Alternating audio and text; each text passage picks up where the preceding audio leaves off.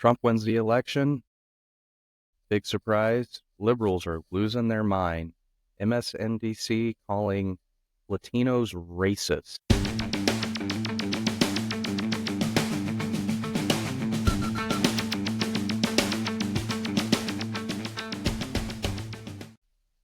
First off, Jarrod, we did it. Let's just get that out of the way.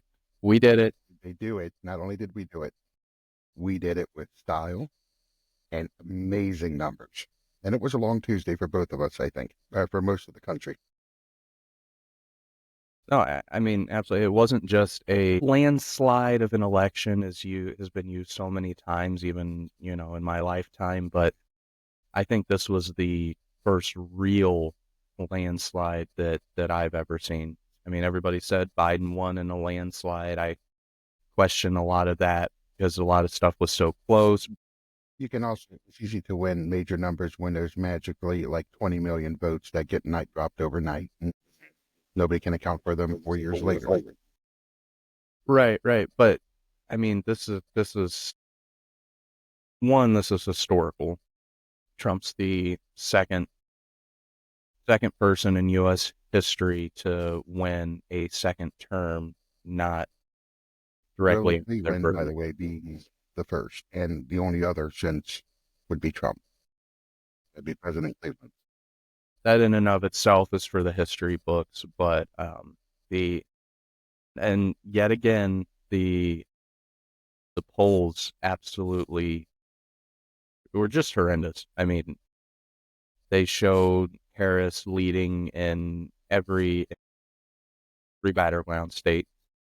I did see a couple polls that put Trump ahead in Georgia, but other than that, it was still a very left-leaning, poll analysis, and it had been that way for forever. We've seen that with the Barry Obama campaigns, along with Big Mike, during his two campaigns. We started seeing a lot of like underpolling in the GOP or the conservative area, and overpolling in the Democrat area. But it has significantly gotten worse since the whole far left liberal movement has kind of taken over the Democratic Party. It's really kind of, dare I say, grotesquely obvious.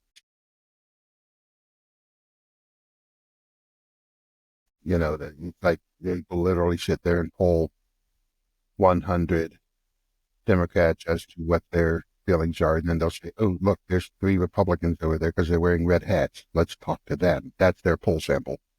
So, and then, I mean, speaking personally, I don't think a lot of your average, Republican conservatives really are interested in talking to pollsters or even taking polls. I know me personally, if I'm scrolling on social media and there's a question like that, if I get a phone call from a number I don't recognize, I send them a voicemail. And if it's some automated, who are you voting for, this or that, like, I'm not calling them back. I don't take the online surveys. I just keep scrolling. So I get why it's probably very hard to poll Republicans. Because if anybody's even similar to me, it would be very hard to get their opinion. So I think they're relying on, a lot of campuses, a lot of places that are historically and inherently just are left-leaning. I think that you're right. I think a lot of us are in that mentality. We're not going to take the time for any of these polls. And we might kind of, we've been conditioned for that because of the outlandish and ridiculous response we get. We're constantly villainized. We are made to be put on the defensive even over the smallest difference of opinion. And much like this election has shown, we're tired of it. We don't want your polls because you're just going to use it for some kind of ammunition against us, regardless of whether it's legitimate ammunition or not. So yeah, why would we want to talk to you? Why would we want to put ourselves out there when all we have to do is support one another and show up at the ballot box? That's how we won this battle. It wasn't through polls. It wasn't through any kind of reverse lawfare tactic against the Dems. We showed up in mass force. The people have had enough. We flipped seats in both chambers of Congress. We've taken back the White House. It is, I hate to use the mainstream media words, but it is a clear mandate to President Trump and his campaign staff. The people are tired. We need help. We need this to be fixed. We want our country back. Please get us our country back. And we will support you in doing so. But we need somebody there that actually works for the American people. And this is whom we have decided is that person. Absolutely. I mean, I think Harris sealed her fate when she was asked, you know, what would she do different than buy Amy in comes seat. to mind. Nothing comes to mind. I mean, and you've seen her on her campaign. It stands to reason that nothing comes to mind. But I think Trump got more of the Black, the Latino, the single mothers vote than, and this is just pure speculation, but I would guess more than that got him more votes than even his own campaigning, because all those people are sick and tired of where they are right now. They've hated the past 4 years. They've hated how much everything costs. It's absolutely horrible. So to say that you wouldn't do anything different, and she essentially said, you're going to have another 4 years just like these 4 years. And I'm at that point, I think regardless if people like Trump or not, they were thinking for themselves and being like, well, I guarantee you a lot of those votes either flipped right there from that, or people just decided, okay, screw it, I'm not voting. I won't be caught dead voting for Trump, but I'm not voting for this. right, some of them were not support votes, but lack of support of the other party vote. And I get that. But one of the other things back to the polls and the concept of the early vote, the conservatives for the first time came out in droves for the early vote. The whole too big to big concept actually resonated. But also, if you notice, they kept saying how the women were coming out strong for Harris in the early vote. In fact, they weren't there for Harris. They literally, I mean, the woman vote, they just assumed would be theirs because she's a woman. I think they really underscored almost their own misogynistic views of the woman voter. They will just vote because she's a woman or because of women's rights and, abortion rights.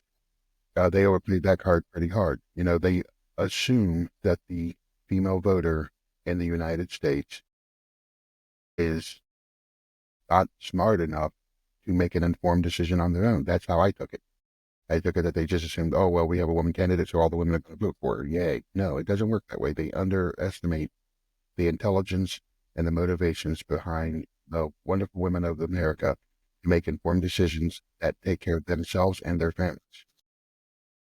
And again, they missed the mark on it because they are so disconnected from the American individual, the American person on the streets going to work, the American mom, the American dad, the young single just starting out life. They are so disconnected, and they think that these ridiculous policies we will blind them with promises and money and all of this and that. It doesn't work anymore.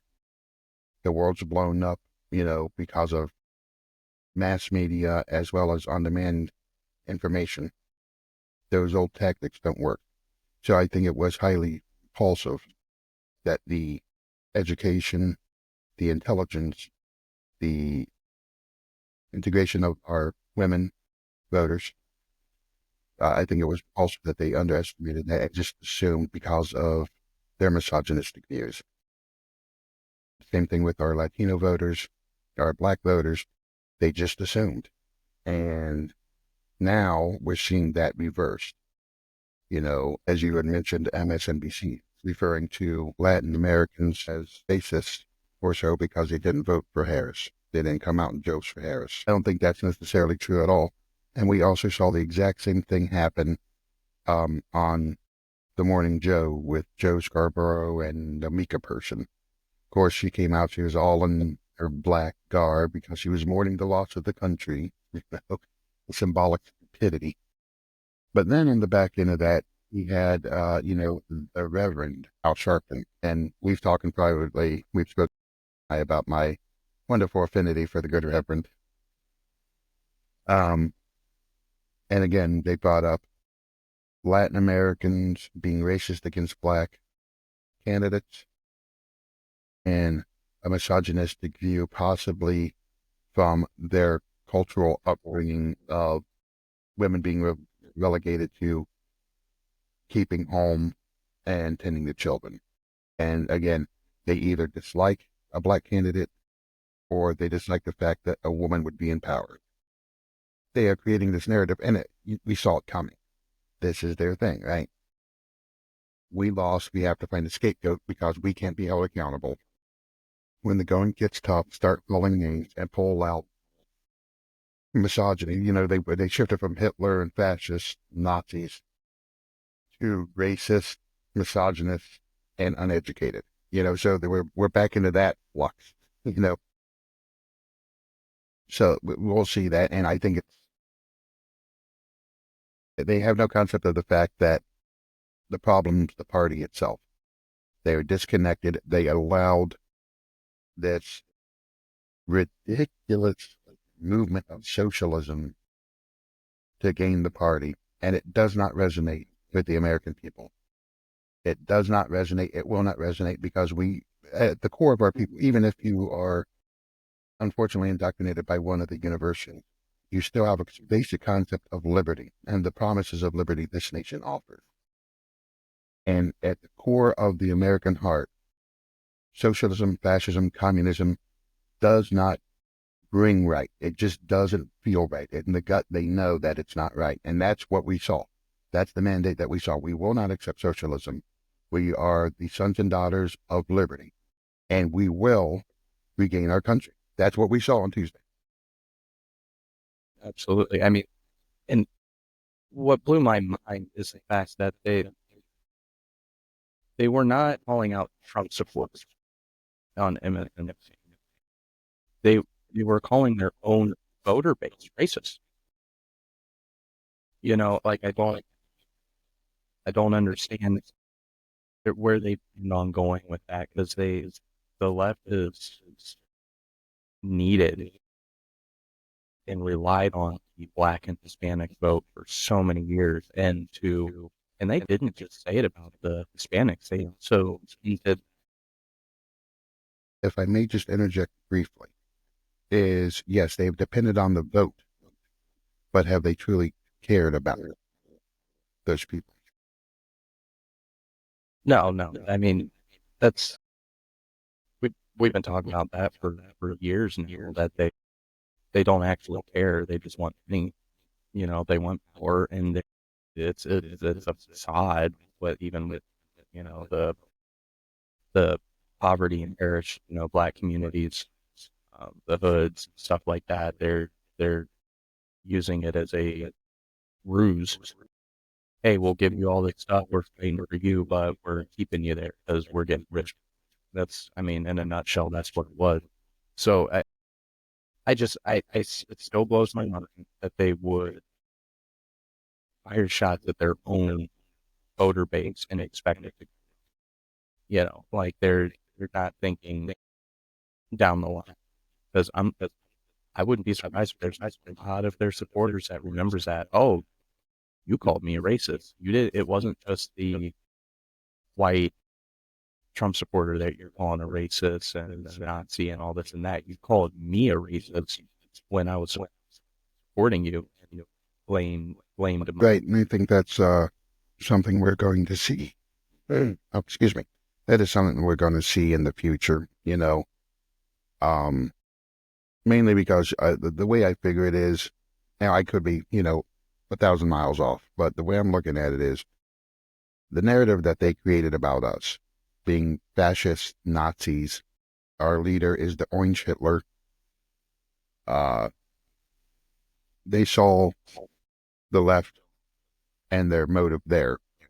Now all of a sudden, their scapegoat is their base. You didn't show up for us. You didn't do this. You were XYZ. They're using the same words against them that they used against us. That tried to motivate them against us. And I think it's going to backfire. Again, we see the left melting down. The party itself is melting down because they are incapable of being accountable to themselves or to the voting public or to the people of America. Over the years, they've just lost the ability to be genuine leaders. So now, as every upset child will do, we're going to have to throw our temper tantrums. We're going to have to find an unrealistic reason why this happened. And then in time, they're going to do some kind of, I'm really looking forward to see what happens come the midterm season now, because we'll have even more House seats and Senate seats up. We'll see. I don't really know. Quite honestly, I have no idea who the heck they have to run for anything right now. When you look at the conservative side, we have a deep bench. In most of the states, we have council people and state legislature people that could take over anyone's seat in Congress at a drop of a hat because of their skill, their ability, and their desire to serve. The left does not have this. Their bench is very, very shallow. Well, we saw that with this election. The Harris-Walz campaign was one of the most farcical campaigns ever. It was like Madam Cam and the Trained Seal on Circus Parade. Okay, there was no help from the vice presidential pick on her side. Every day we saw J.D. Vance, proud Ohio native, out there campaigning for Trump, doing this Trump, out there defending and explaining the policies and everything. With her, we had Mr. Tim Walz, the modern-day Nero that watched his cities burn during the Floyd riots, lied about military service. One of the funniest things I heard about him was at the Al Smith dinner. President Trump stated that, well, it's a shame Tim Walz couldn't be here tonight, although he will say that he was. It was almost like something that they had to throw together because they needed a candidate there. There was no substance, and that's insulting. Again, this whole thing, I can't get over the level. I've been thinking on it now since actually probably Sunday last, as we move this entire concept, the ousting of a sitting president from the re-election campaign, the whole 9 yards, the blatant lies, the crafted campaign, the inauthenticity. It was all based on insult. The campaign of joy. You wanted to see true joy. If they wanted to see true joy, look at Donald John Trump. He actually is having fun, going to McDonald's, serving up some fries, having a blast. The garbage truck thing, which was absolutely amazing, was having a blast. You could tell when there's joy in a campaign. As a former politician, I could tell you when there's joy. And it doesn't always based on whether you're doing well or not.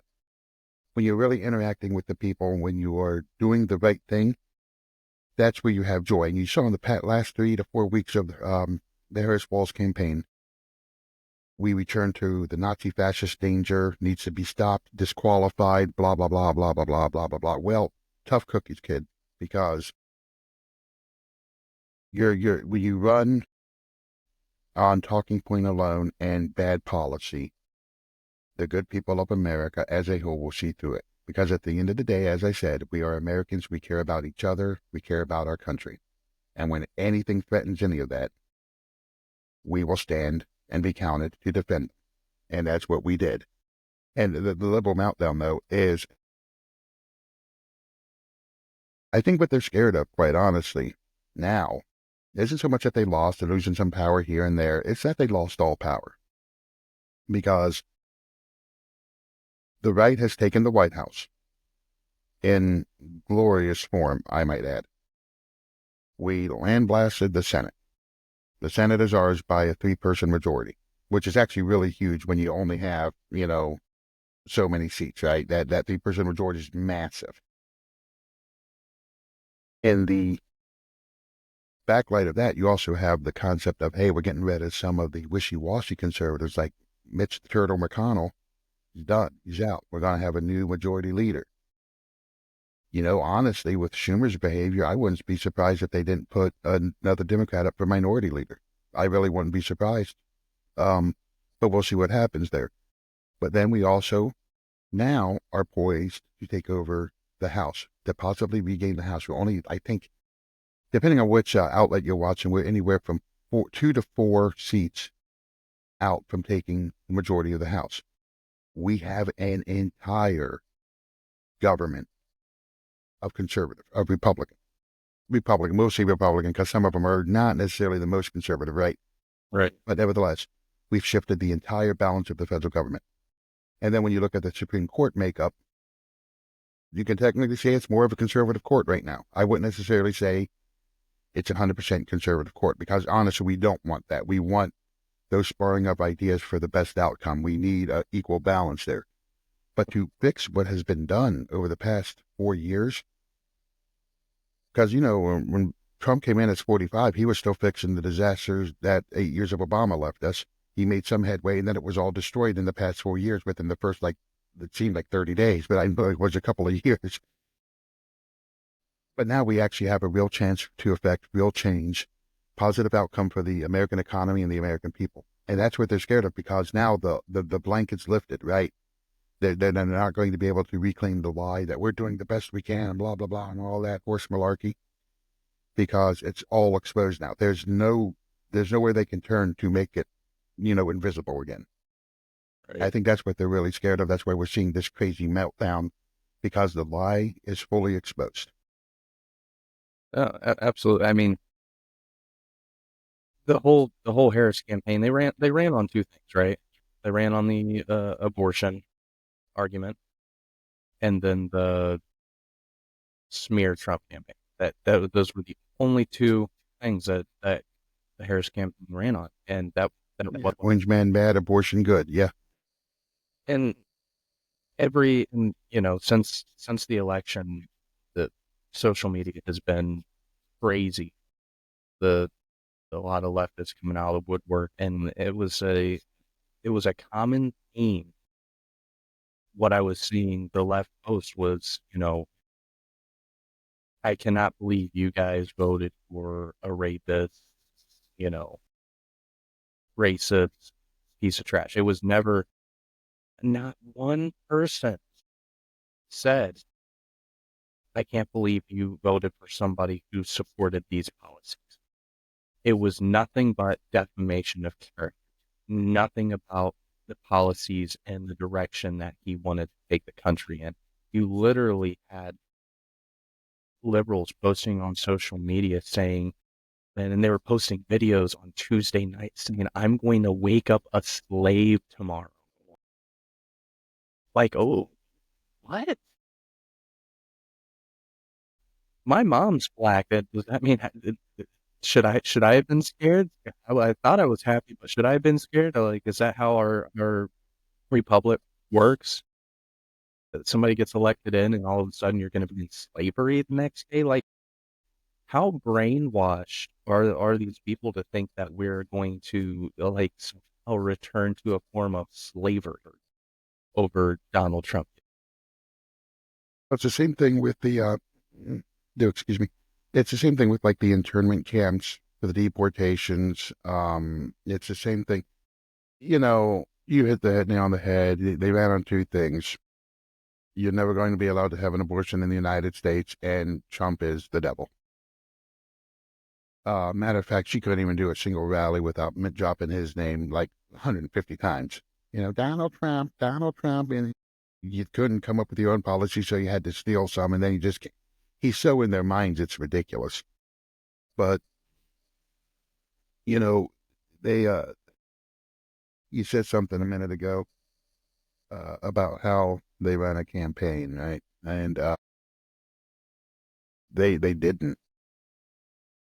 They keep saying how how could you vote for this? How could you vote for that? Well, first off, he's never been accused or found guilty of rape.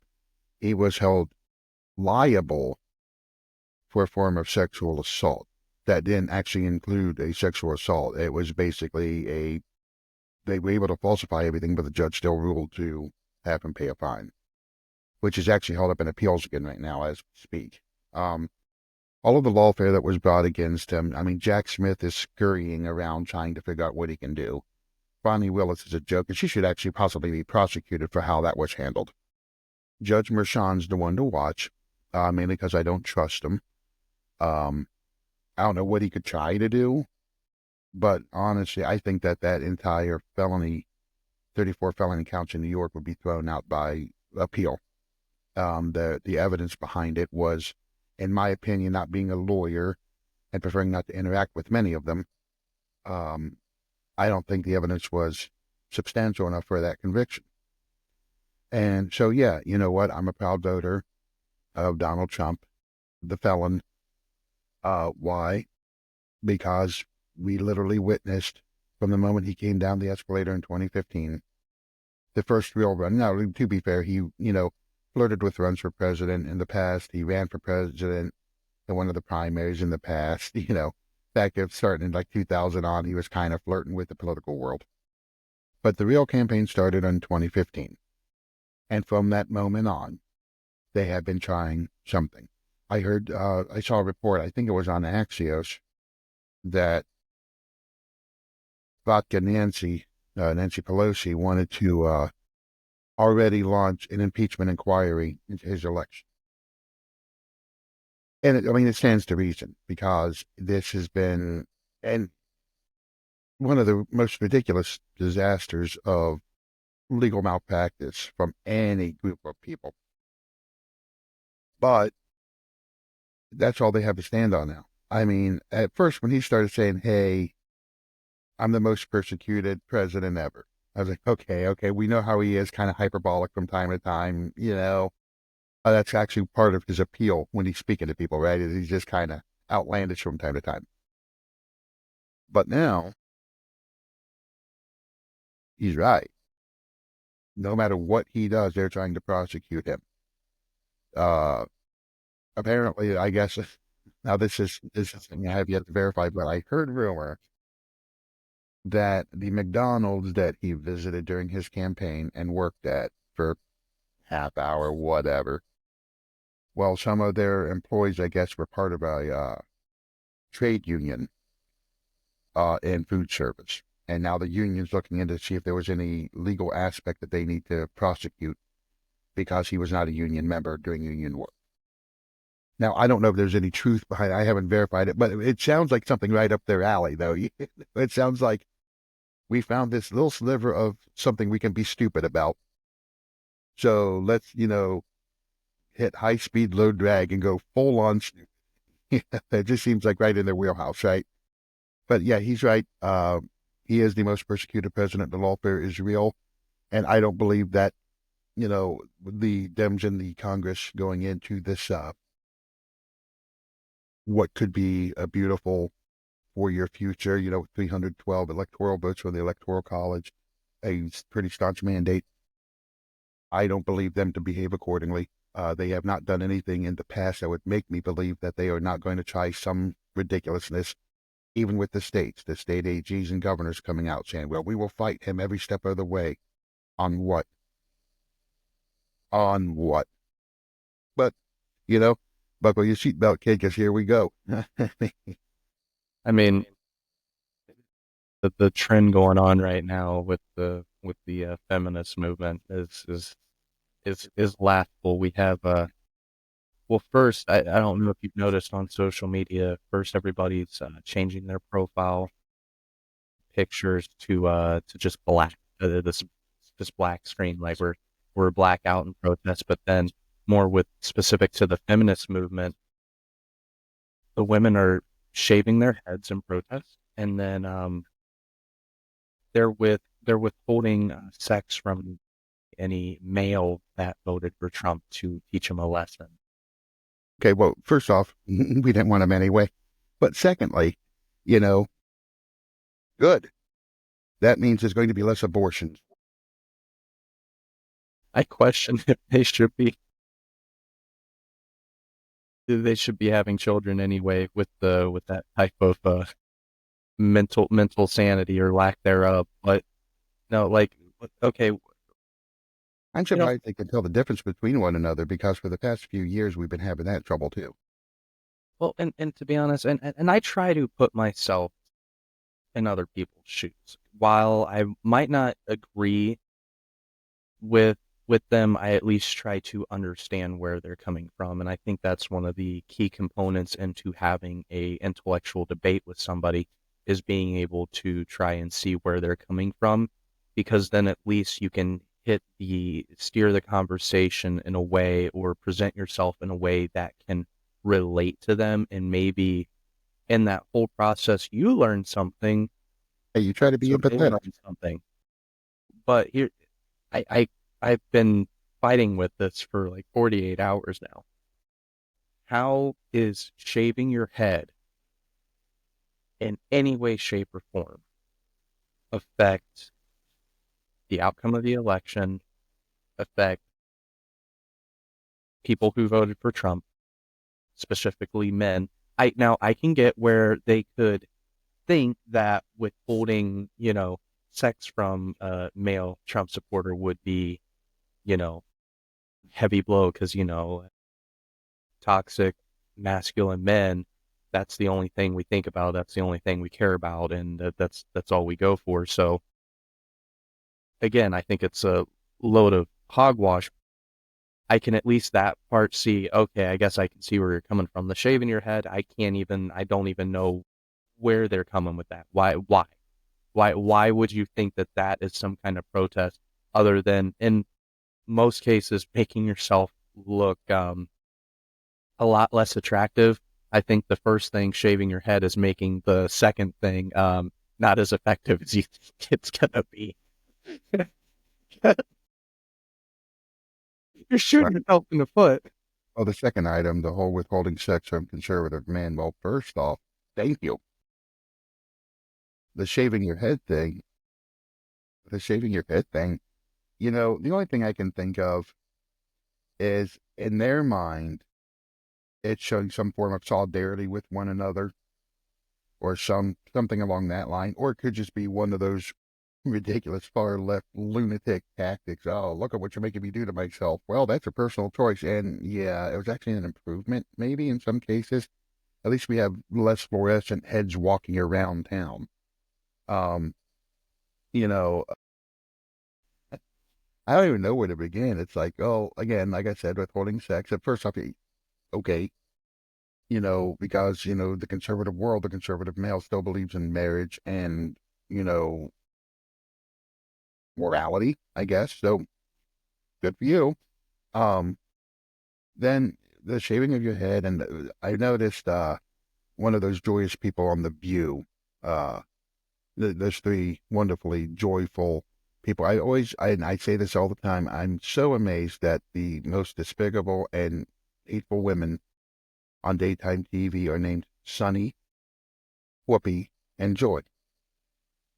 And I just don't. I mean, it's one of the greatest puns ever.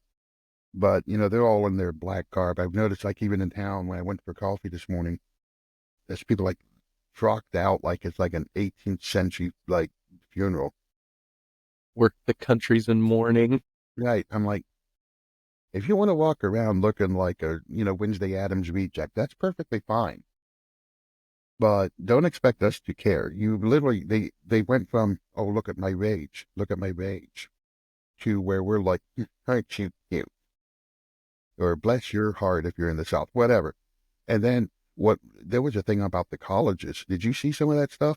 They had to have these special rooms where they had brought in like therapy goats and animals and were offering them milk and cookies. So basically, what you're saying is these parents, and more times than not, are paying thousands upon thousands, tens of thousands of dollars to send your 18 to 24-year-old offspring to a glorified daycare where they get to play in a petting zoo, possibly have their diapers changed, and then are given nap time and snack.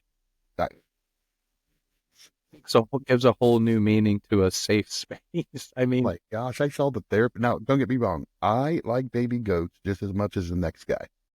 They're adorable. They're cute. They're fun. They make a mess just like an animal should.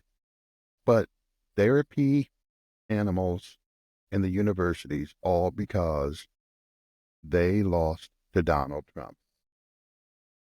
Milk and cookies as a snack. Now, that is something I can get behind, but still, I mean, the meltdown is like, then there was a thing I heard on the radio about some club or some popular bar, I think it's on the East Coast, that every night now from 9 to 10, they are having a rage out to where their patrons just go outside or to the roof and scream at the sky. oh, okay. And I'm not for sure what that is to affect, other than deepening my belief that they are all truly lunatics. Gosh, I always encourage people to find a healthy, keyword there is healthy, outlet to blow off steam. I know me personally, I like to go to the gym. You know, I can get as mad as I want at that bench, but I'm not beating the crap out of it, and it just helps me, right? So I don't see how making a fool of yourself is going to prove anything or help you as a person. I mean, these if you follow my social media, I posted the top two just liberal absolute meltdowns that I came across, and it was, oh my gosh, there was so many people. It was like that seems a little beyond rage. It seems like more like demonic to me. Like some of the stuff was so far out there. I'm wondering if there is a spiritual element to some of the stuff, honestly. You aren't the first to say something like that. There's been wild talk, and when I say wild, not beyond the pale, but I'm just saying a wild amount of talk about the spiritual end of this whole thing. As a man of faith, I do believe in God. So, as that being a truth in my life, the opposite is also equally true. And and that influence on both accounts are very strong. Um, Brother Glenn Beck from his show often refers to their pro-choice views on the left of the wanton abortion thing as the worship of the false god Moloch, which was very popular in ancient times, sacrificing of children. Um, and anymore, truthfully, with their bloodlust after this, I'm wondering, the spiritual end does play into it. Obviously, you'll hear several naturopathies say, especially ones of faith, a healthy body, healthy spirit, healthy life, right?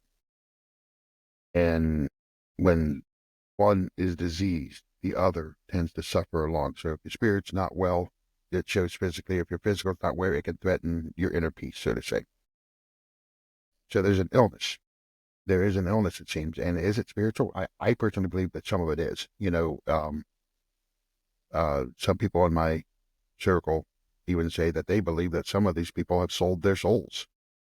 And, we've seen stories about that, through the movies, through books, and it's possible. I would never dare say judge based on that, but there's definitely a weird feel. And you say, yeah, it seems demonic. Hey, you know what? In my opinion, it very well could be. When you go so unhinged and things like that creep into your life, if it is not demonic, then it is possibly definitely severe mental turpitude. There's got to be, something's not right when you have an outlandish reaction. I remember the normals when Joe Biden ascended to the White House. A lot of us, I remember exactly where I was. I was driving down the street, getting ready to pick somebody up, and all of a sudden I looked over and people were just coming out with their Joe Biden and Harris signs and stuff like that. So I instantly knew something had happened. And of course, this was like 30 days after the election or something like that. So I hit the radio, and sure enough, they had I remember just driving down the road. I think, well, that's not good for my side. But who knows? He was there for 8 years as vice president. Maybe he has a couple hidden gems that he can pull out to make things better. Unfortunately, I was wrong. But I kind of tried to find some kind of level of optimism to Right. figure out what was going on. Right? Not these people. They are literally losing their minds. And I even have a concern, Trey, and I'm not going to lie. They changed their tune on Trump the moment it was called. Biden, Harris, all of them. Well, we're going to have a peaceful transition of power. We're going to do X, Y, Z. We're going to do X, Y, Z. Now I'm really nervous for his safety at inauguration. I mean, we know the duplicity that they're They capable took of. one shot at him, man. They took one, and I'm sorry. I have not seen a single thing that backs the story that they were telling of the who's, whys, and how. All the whole thing stunk to high heaven. I think that was a attempt to silence the opposition before the election. Period. I'm convinced of that now. You know, I think you're seeing the reaction from especially the younger generation to this election that were either this was their first election cycle, where they've been able to vote, or even their second. But I think you're seeing what we conservatives have been saying for a long time now about, just simple parenting, because the reactions, some of the worst reactions I've seen to them losing this election came from the, 18 to 25-year-old range. And these were kids that they were never really told no. I think it was all along the lines of the gentle parenting thing. You don't tell your kids no. And they've never got a true dose of reality of how the world is. The world does not evolve around them. The world doesn't evolve around me or you. And, reality is a cruel, cruel thing for somebody who's not expecting it. And seeing how, like, I literally was watching these people just absolutely lose your minds. And I was like, man, that looked like the 6, 7-year-old rolling around and kicking their feet in the store because they got told no to the toy that they wanted. Like, what is going on here? Yeah. So much to that ilk, you're right. I'm not a parent, but I have nieces, nephews, and I know the struggle. I'm one of six. I'm the second oldest of 6 children, so I've seen the toddler outburst, and like you, I do have concerns. I always thought that in school, coming up through age and whatnot, you were taught how to handle multitude of situations, at least a baseline of emotional control. And no, that's not to say people don't get angry, people don't get sad, people don't worry. That's the natural human experience. How you react to that is the issue. And so far, in truth, I have to confess, there have been some, and I think these are more so your regular Democrat that said, hey, well, we lost fair and square. Let's hope he does well. I've heard that quite a bit. And I think that's your mainstream, real life, dare I say, Kennedy era Democrat, you know, or at least that mentality. But we are again talking about this fringe liberal socialist move, right? Uh, they are not capable.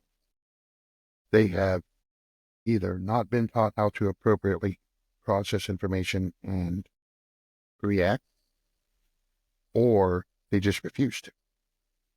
Uh, I don't know when it became a thing that if you don't get your way as an adult, you react volatile. You react like this. You react with just vitriol and, dare I say, stupidity. Because honestly, for me, coming up the way that I did, in my adult life, doing the things that I've done professionally, I don't look at them and say, oh, they are raging, they are mad. Look at them, they are so powerful in their argument.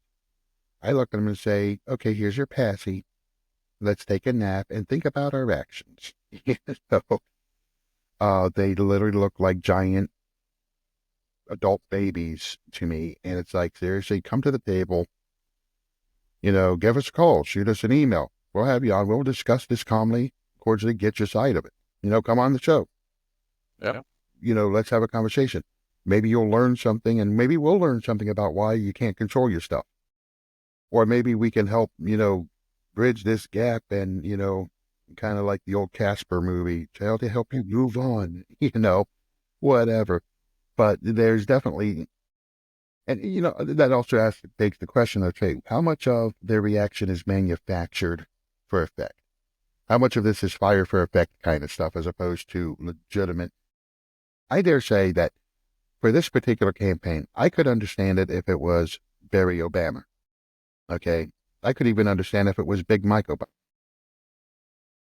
But what I can't understand is in a 97-day campaign from who their own party stated was the worst candidate for everything, how they developed such a strong emotional attachment to her, or is it a strong emotional attachment to the hatred of Donald Trump? Which one is it? Right? I definitely think it was more the hatred of Trump, and that goes, back to the point I made earlier, how they spent so much time convincing, everybody that he was a rapist and a racist. And I mean, gosh, Hillary straight up was like, "Oh, at the Madison Square, like this is symbolic of Hitler and Nazi Germany and everything." Now, I I'm will like, coattail on that as a proud child of, German, Irish, Scottish immigrants. I'm very proud of my German heritage.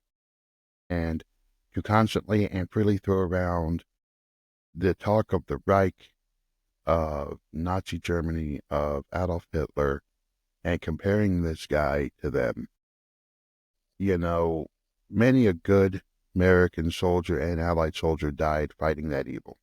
And what happened in 1930s through the 40s with him in power in Europe was, you can't even just say it was a disaster. It was inhuman. It was unspeakable evil. And to freely and willingly just tout that around like it's nothing, she should be ashamed. That is abysmal. And, and then that puts people like, who are proud of their cultures, like questioning, hey, should we be proud of this? And yes, you always be proud of where you came from. It doesn't matter what culture you come from. Always be proud of it, because that's one of the things that has always been the keystone to American culture, in my opinion. That's one of the things that makes us exceptional, is that all of us have different backgrounds, different cultural upbringings, and those put together with other people, that diversity is really a splendid and beautiful thing. That's what makes the American experience so wonderful, is that all of us come from different areas and assimilate with each other and share this culture while being influenced by our past cultures.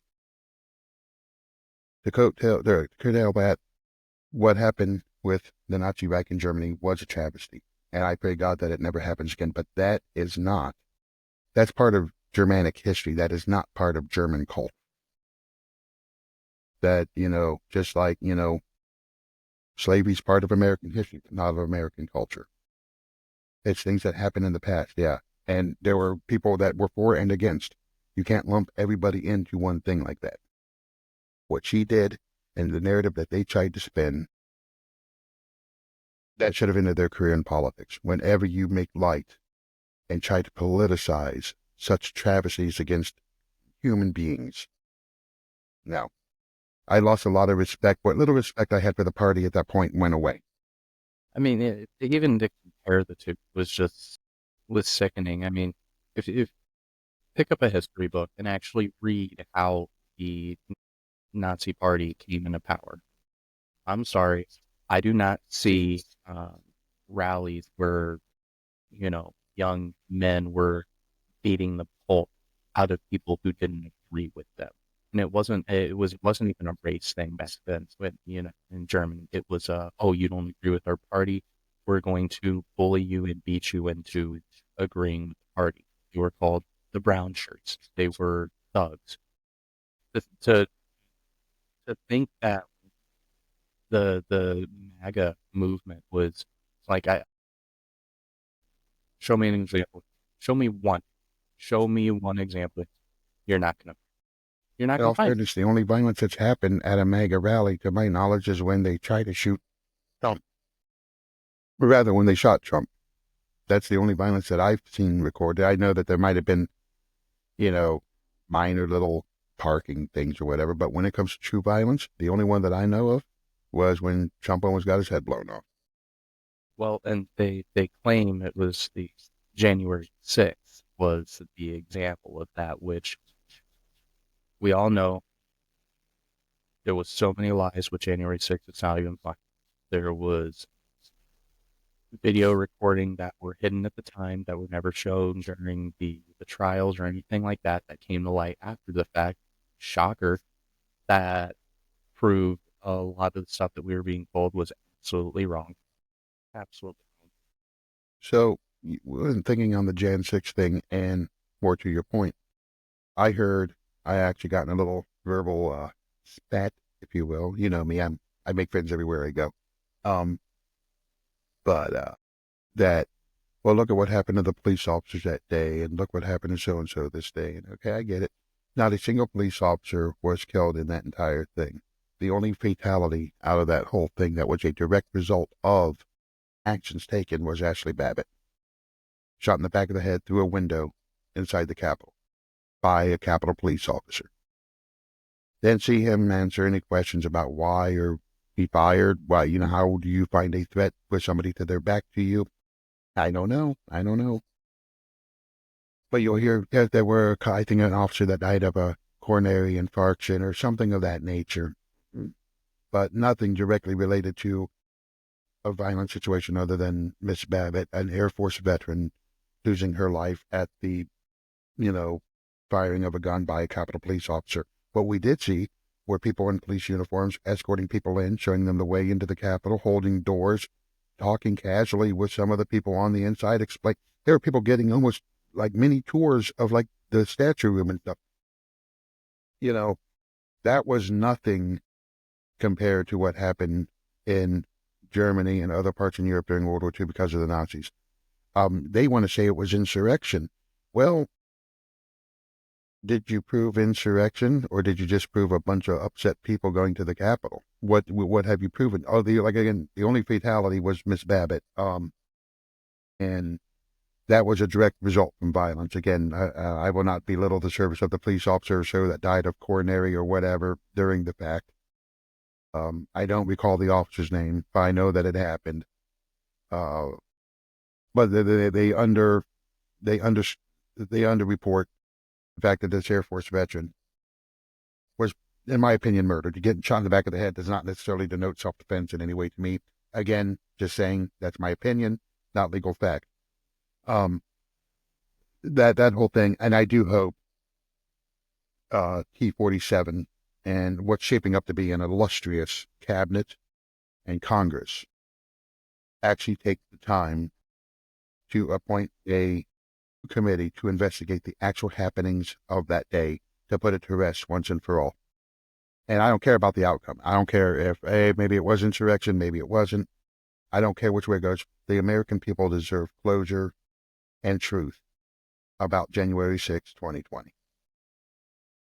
And I think it's worth mentioning, there was a time in our nation's history where all branches of office, buildings, everything were open to the public because it was people's building. I mean, there was a time, and I understand why we can't do it now. I do, but it's the symbolic nature of the fact that the everyday citizen used to be able to walk into the White House, busy, speak to the President of the United States. And the president could hear from the people their grievances or praise or whatever. Like, so I think that we're at the point now where when you have people who are upset and are there to protest, and might I say, protests. We saw what looting, burning, and everything looked like during the George Floyd riots. That was not, if anything, to me, that was an insurrection. I mean, we were burning down neighborhoods, yeah, nationwide. It was across the country, and it's so sad to see how, and it proves the point that I've made in previous episodes where the government does not respect the power that they work for us. Because if I'm working for somebody and they're walking up to the door, here, sir, let me get the door for you. Yes, there's a level of respect with that, and it's pretty obvious.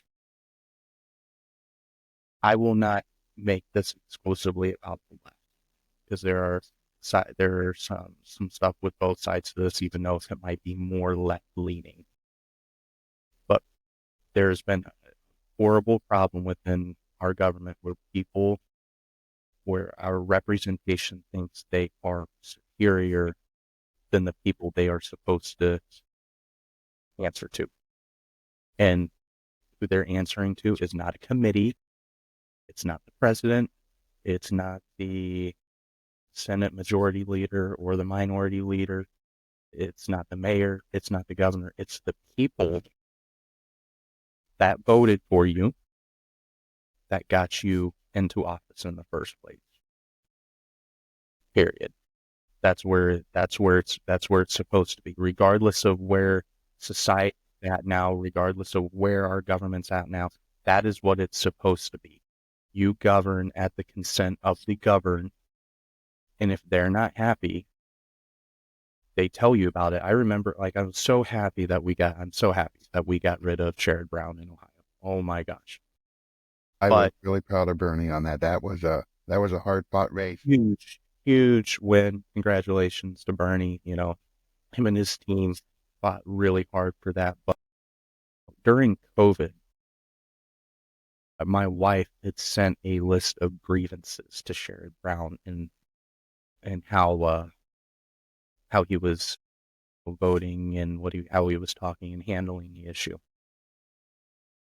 It took 2 years to get a response from a staff. That is embarrassing.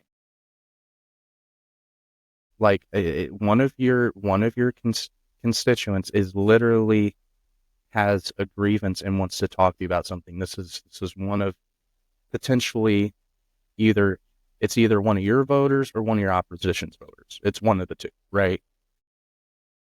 And during such a critical point, I think that the COVID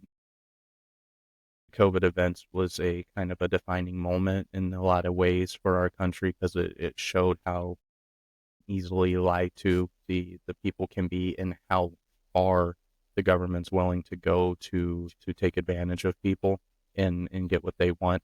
But absolutely it made me very sick. And I will say there's plenty of other government officials, specifically in Ohio, that I've talked to, that answer the phone or get back in a timely manner. It was just Sherrod Brown specifically just really left a horrible, horrible taste in my mouth, with how that's supposed to be.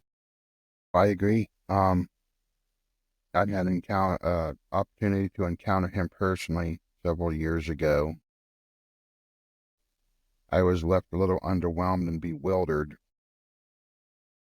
with his interaction with the community members when he was there. Not really concerned with what they had to say, even interacting with them, which made me kind of curious about his campaign commercials. Again, mostly all manufactured and published. That's pretty much how they all run. But here's the good news. He's out. He's gone. You know, Bernie, as we well know, is a much more approachable, responsible, and effectual leader. I expect to see good things from Mr. Marino and his time in the U.S. Senate. Hopefully he can get up there and shake it up a bit. We have the majority now there, so we should expect good things from the government, at least as far as their authority goes. You did segue into one of the things. I will throw a cursor out there. There are some things I want to address in upcoming episodes. One is the way our government is supposed to work and why it doesn't. That's something you had said, and that's something I've been studying up on for about 4 years now. Just the weird nuances of what's supposed to happen, why it isn't, right? And we'll definitely be talking on that as we come to close here. But overall, Trey, wonderful week, isn't it? Just a wonderful week. The American people's voice was heard. And it's not all the bogus garbage that we've been fed from media and from the pundits. It's going to be really something to see. I'm really excited for the future and where the nation can be taken under good leadership, under leadership that actually cares about the people, cares about the Constitution. And it's looking like we're on an upswing, huh? It's a long time coming. I mean, it was a great 4 years from 2016 to 2020, but again, it feels like the past. You had 8 years under the Obama administration, which was a very rough eight years. The only, in my opinion, the only thing good about Obama was he was a great speaker. I'll give him credit where credit's due. That guy could move a crowd, and he could convince you that he could sell you a polished turd and convince you it wasn't a turd. Well, I'll But tell that's you, Big Mike's essentially not what bad he gave herself. people. She lit up the crowd a bit here and there. Big Mike's pretty good at it as well. But having 4 years of a respite, such a long a 16-year period is it is rough. It was rough. So me personally, I am cautiously optimistic. I think Trump can do really great things. The only reason I'm cautiously optimistic is how much does he have to re-dig the crap that the past 4 years has done to even get to the point where he can do too much. So I'm honestly wondering, do we need the next 8 years to really start to make a difference? I 12 years? think what we're looking at, honestly, yes. A lot of damage was done in 4 years. It felt like a lifetime. We know that. But, with these wins and these gains that the party has made, that the conservatives have made, I think we're set up for generational leadership. I think we're going to see some good things this 4 years and the next, and possibly the next. Don't forget, in the wings of this is the good old Ohio boy, J.D. Vance, who in his interactions with the media, he went into the lion's den several times and came out the shining star. If ever there was a guy already kind of primed for the big seat, that's him. His policies are sound and constitutional. Just like everybody, nobody's the perfect president or perfect vice president, but, we got a good team there. I don't think he is going to be the traditional vice president quietly going on what the president needs him to do and just standing in the shadows. I think we're going to see him out in front a lot, a majority of the time, on anything that the president assigns to him. I think we're going to see him take it by the horns and go, and it's going to be very public and very big. I certainly hope so, and I'm sure as things come about the 4 years, we're definitely going to be talking about it. So I think at the very least, we took a ginormous step in the right direction, and I can say I think the Americans spoke, and we came together and we saved America on Tuesday. Absolutely. The Republic is safe, at least for another 4 years. Absolutely. Well, thanks everybody for joining the episode today. Look forward to seeing you guys in future episodes. Thanks, everybody.